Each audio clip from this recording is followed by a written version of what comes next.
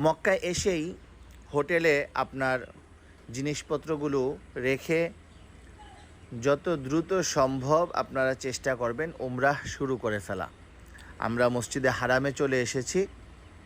৭৯ number gate আমাদের সামনে। এদিক দিয়ে বর্তমানে উমরাহ যাত্রীদেরকে প্রবেশ করানো হচ্ছে। আমরাও এখন এই দিক দিয়েই প্রবেশ করব। বাইতুল্লাহে প্রবেশ করার ক্ষেত্রে মসজিদে হারামের ভিতরে ঢোকার পরেই আপনাদের পিলারের ফাঁকে ফাঁকে কাবা ঘর, আল্লাহর ঘর দেখা যাবে। আল্লাহর ঘর দেখা যাওয়ার সাথে সাথে ওই মুহূর্তটি দোয়া কবুলের সময়। আপনারা ওই মুহূর্তে যেই দোয়া করবেন আল্লাহ তাআলা ওই দোয়া কবুল করে নেবে।